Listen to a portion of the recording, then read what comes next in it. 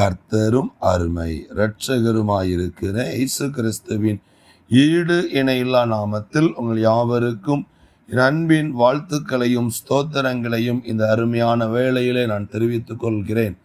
ஆண்டவர் தாமே நம்முடைய வாழ்க்கையிலே ஒவ்வொரு நாளும் அவர் தம்முடைய வார்த்தைகளை அனுப்பி நம்மை குணமாக்குகிற ஆண்டவராயிருக்கிறார். மனிதன் முகத்தை பார்க்கிறான், தெய்வமோ இருதயத்தை பார்க்கிற ஆண்டவராயிருக்கிறார்.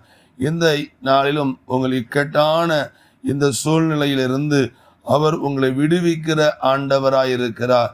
இந்த வார்த்தையை கேட்டுக்கொண்டிருக்கிற தேவ பிள்ளையே, உன்னுடைய இக்கட்டான இந்த சூழ்நிலை, இந்த ஆபத்தான சூழ்நிலையை அறிந்திருக்கிற ஒருவர் உண்டென்றால் அவர் இயேசு கிறிஸ்து.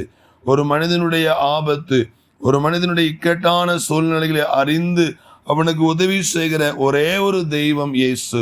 அந்த இயேசு கிறிஸ்துவை நோக்கி நீங்கள் கூப்பிடும் பொழுது அவர் உங்கள் எல்லா விதமான இக்கட்டுகளுக்கும் உங்களை நீங்களாக்கி அவர் உங்களை விடுவிக்கிறார். இன்றைக்கும் இந்த வார்த்தையை கேட்டுக்கொண்டிருக்கிற தேவ பிள்ளையே, உன்னுடைய இக்கட்டான இந்த ஆபத்தானது சூழ்நிலையில் ஆண்டவராய் இயேசுவை நோக்கி கூப்பிடுங்கள். அவர் நிச்சயமாய் உங்களை விடுவிப்பார். நிச்சயமாய் ரட்சிக்கப்படுவீங்க.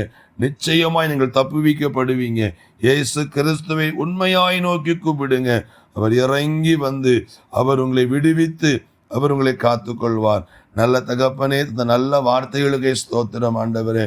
நீர் எங்கள் வாழ்க்கையிலே இக்கட்டான நாளிலே அரணான கோட்டையும் அடைக்கலமும் கேடகமாயிருக்கிற ஆண்டவர். இந்த ஆபத்தான சூழ்நிலையில் உம்மை நோக்கி கூப்பிட்டு கொண்டிருக்கிற இந்த சகோதரனை, இந்த சகோதரியை நீர் விடுவிக்கும்படி இறங்கி வந்து இரட்சிப்பீராக. கண்ணீரை துடைத்தருளும், வேதனைகள் மாறட்டும் ஆண்டவரே.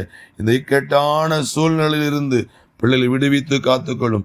இக்கட்டான வியாதி, இக்கட்டான கடன் பிரச்சனை, இக்கட்டான எல்லா சூழ்நிலையிலிருந்தும் விடுவித்து காத்துக்கொள்ளும். இயேசுவின் நாமத்தில் பிதாவே, ஆமென்.